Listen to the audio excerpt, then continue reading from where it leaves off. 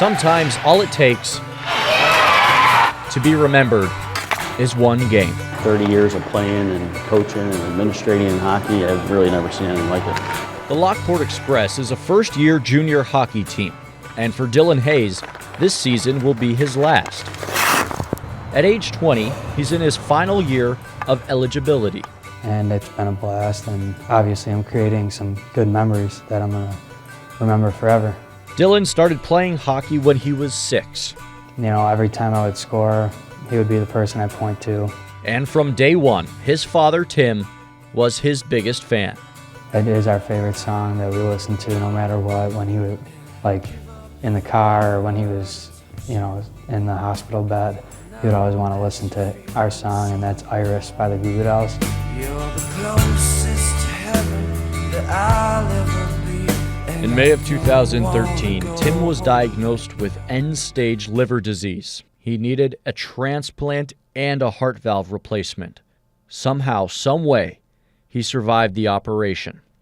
Tim was discharged from the hospital this past July, and over the next 7 months, he had his good days and bad days, until one day, in late January, Tim was with his youngest son, Austin, when he went into cardiac arrest.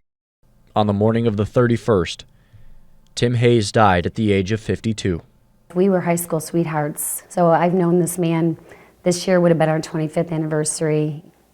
It kind of left a hole that was hard to imagine. How am I gonna, how am I gonna be a mom and a dad?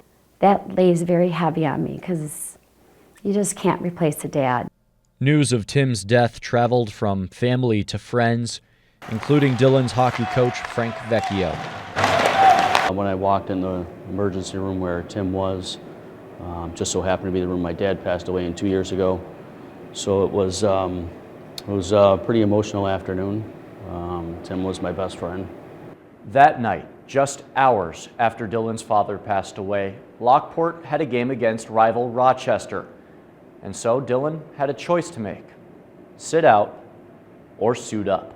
Obviously, I told him it wasn't necessary. He didn't have to play. It's just a hockey game. So I told Coach, I was like, Coach, I'm playing tonight. His response to me was that his dad told him he was going to be at the game Saturday night anyway, and he wanted to go play for his dad. And just looking up in the stands, and I'm just thinking, he's really not here. We decided that it was going to be Dillon's night, so we let him pick the starting lineup. I put my headphones on, and I walked outside. So I put on our song, Iris by the Goo Goo Dolls. I was just like, Dad, please be there with me tonight. Please be there with me tonight. He scored the first goal of the game. He scored about 5 minutes in. I just pointed right up. I was just like, I know that was you. So then they scored before the end of the first to make it 1-1. They scored again in the second period to make it 2-1, all the way to a minute left in the third period. And I'm like looking up at Coach thinking, give me the nod, let me get out there. I'll give it everything I got, let me get out there. One thing you have to understand is Dillon's been a third line guy for us all year. Normal circumstances with a minute to go down a goal, he normally isn't on the ice. It's usually somebody from our top 2 lines that's on. So a minute left, he gives me a tap on the back, Hayes, go. So I took a shot from like the top of the circle, and just somehow, some way, I just slowly trickled over the line. And like once I seen it trickle over the line, I just was like, oh my God. We went to overtime, killed off a 4-on-3 penalty, goes to a shootout. Got to the 5th round, and I'm thinking like, this is my chance. Like if I score, we win.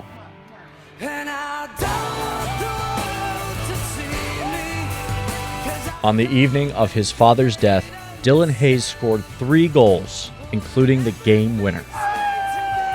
There was a higher being, and I know that his dad was his little angel that night. I never had that feeling of someone actually being there for me. Like I know my dad was that night. A night, a game, a reason to believe.